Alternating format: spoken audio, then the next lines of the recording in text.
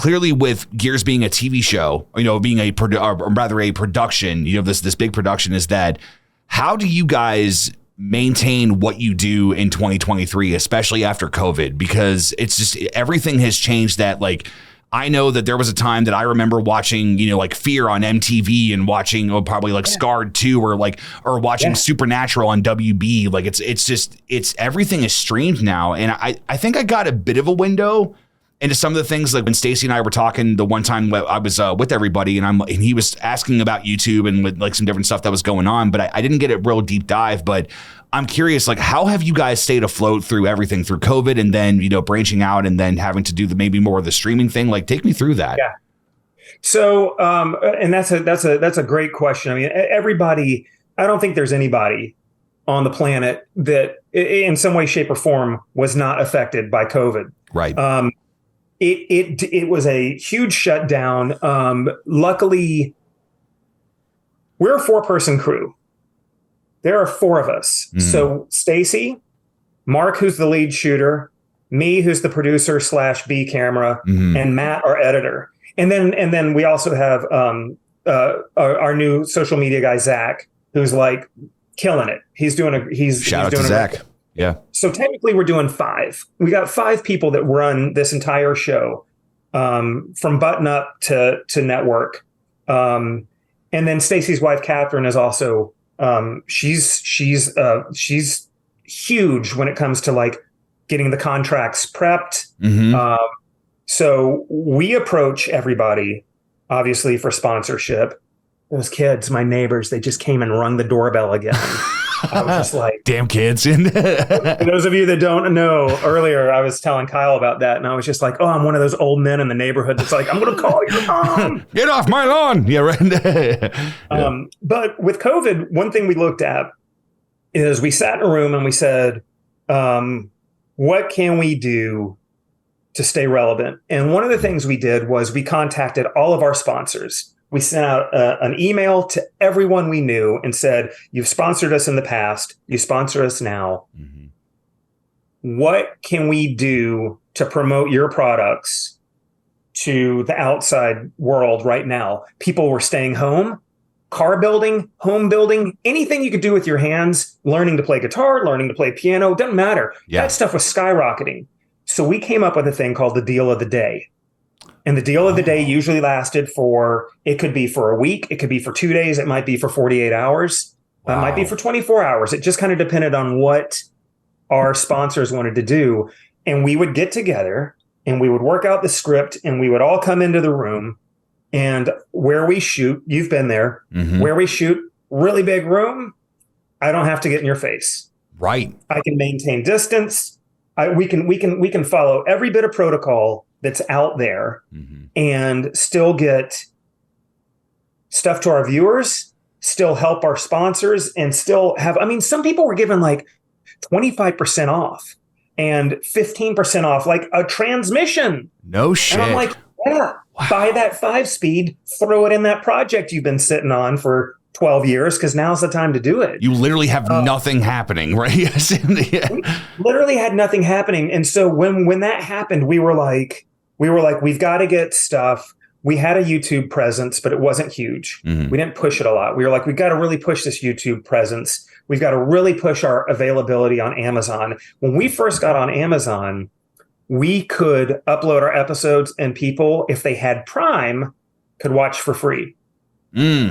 Amazon about a year and a half later, and I think some of that might have been Amazon working through COVID as well. About a year and a half later, Amazon was like, the cheapest you can do is, it was either 99 cents an episode or $1.99. They were like, you're not allowed to list it for any cheaper. So we said, okay, cool, we'll put a price point on it, but then let's also make sure that people know that, set your DVR. We're still on Motor Trend. We're still on Mav.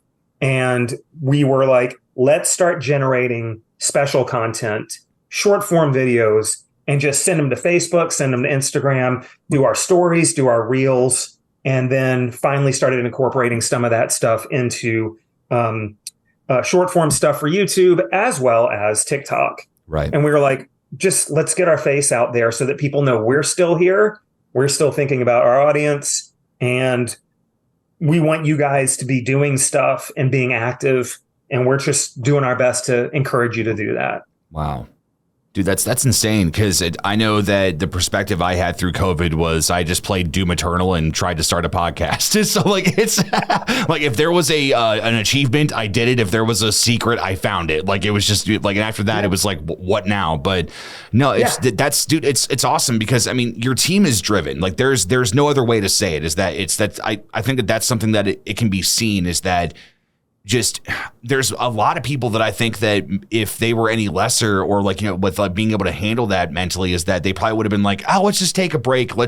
Everybody else has stopped. It's like, no, like, you guys drove harder, and that is so impressive. And it's because it hit me like probably like, it was some amount of time after we were finally back in the office, and I had this moment of when Don came in, he was like, okay, like, let's work on this. Let's do this. It's like, we're going to be doing this with Stacy and everybody. And it hit me. I was like, oh my God, that's right. We sponsor them. They're okay. Thank God. Like, it's like, it never hit me, because I was living in like my own bubble. And then to come out of that, and then it was just like, man, like, you guys are still doing this. And that to me is what makes your show so special. Like, I don't watch the show religiously, but when I have like been involved, or if I've seen like what new thing is going on, is that the production value is better than when I first started working, and then start like seeing what you guys were doing. It's just as entertaining. It is like, I don't know how much of that is Stacy ad-libbing, or if that's just, if it's written in the script or whatever. Either way, it's magic. It's just like, you guys have this very normal functionality to what you do. And I think it just makes sense as to why you guys made it as far as you did, and why you're still doing it, man. It's so wild. Like, you guys, you all have your podcast where the feel is that you guys are hanging out. Mm-hmm. But you're talking about stuff with substance, and that comes across. And I think what we are, for the most part, 90% of the time, we are three people in a garage with a project. Mm-hmm. We don't have stunt wrenches. So we don't have someone that comes in and puts the transmission on at night when we've all gone home. Right. We bolt that sucker up. We get the clutch put together.